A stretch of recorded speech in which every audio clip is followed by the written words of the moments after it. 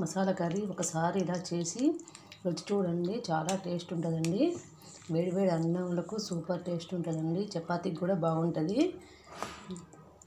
ఎలా చేయాలో ఇప్పుడు చూద్దాము.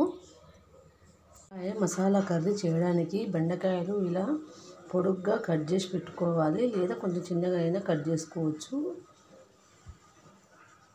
ఇలా పొడుగ్గా కట్ చేసుకున్నాక ఒక 2 స్పూన్ల ఆయిల్ వేసి బెండకాయ ముక్కలు వేసి మంట హై ఫ్లేమ్లో పెట్టి ఒక 2-3 నిమిషాలు వేపుకోవాలి. ఇలా వేపుకోవడం వల్ల కూర త్వరగా అవుతుంది, టేస్ట్ కూడా చాలా బాగుంటుంది. ఒక 2-3 నిమిషాలు ఇలా వేపుకోవాలి.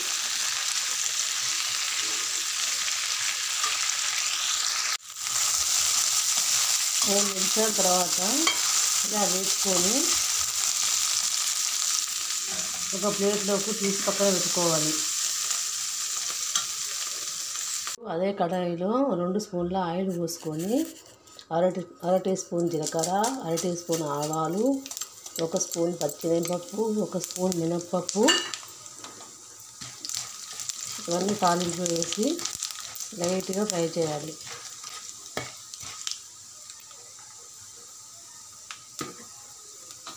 ఇప్పుడు ఒక ఉల్లిగడ్డ, 4 పచ్చిమిరపకాయలు ఇలా కట్ చేసి వేయాలి.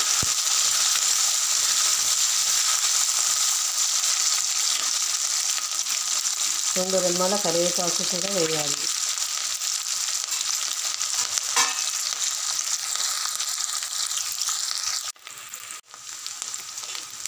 ఒక స్పూన్ అల్లం వెల్లిపాయ పేస్ట్ వేయాలి.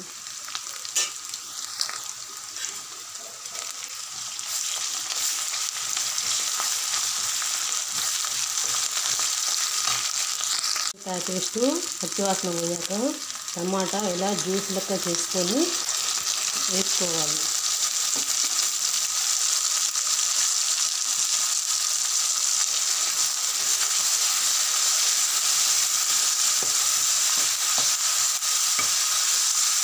ఇది కూడా మంచిగా ఫ్రై అవ్వాలి. ఇట్లా ఆయిల్ తేలుతున్నప్పుడు 1/2 టేబుల్ స్పూన్ పసుపు,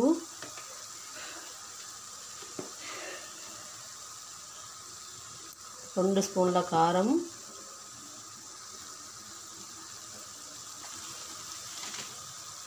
టేస్ట్కు సరిపడా ఉప్పు వేసి 1 స్పూన్ ధనియాల పొడి ఇవన్నీ వేసి బాగా కలపాలి. స్టవ్ స్లిమ్లో పెట్టి మాడకుండా మసాలాలు మంచిగా కలపాలి. బాగా ఫ్రై అయ్యి ఇలా ఆయిల్ వదులుతుంది. ఇప్పుడు 1 కప్పు పెరుగు, చిక్కటి పెరుగు తీసుకొని బాగా కలపాలి.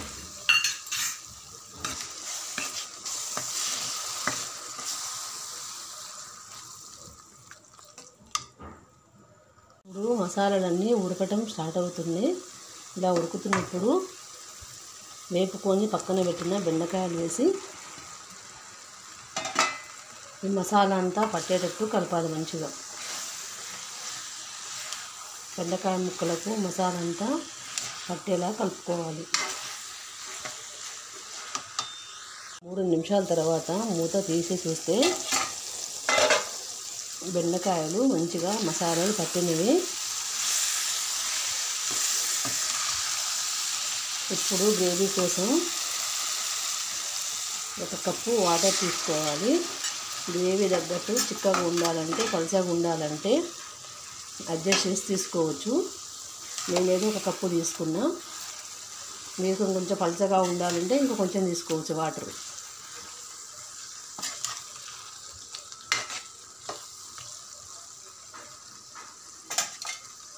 ఇప్పుడు మూత పెట్టి మరొక 4 నిమిషాలు ఉడకనివ్వాలి. ఒక 3 నిమిషాల తర్వాత మూత తీసి మరొకసారి ఇలా కలుపుకోవాలి. ఆయిల్ చూడండి బాగా పైకి తేలింది. ఇప్పుడు ఉప్పు కారం సరిపోయిందో లేదో ఒకసారి టేస్ట్ చూసి సరిచూసుకోవచ్చు. ఇంకొక 2 నిమిషాలు ఉంచితే ఉడికిపోతుందండి కర్రీ. బెండకాయ ముక్క ఉడికిపోయిందండి. చివరిగా కసూరి మేతి వేసి స్టవ్ ఆఫ్ చేయాలి.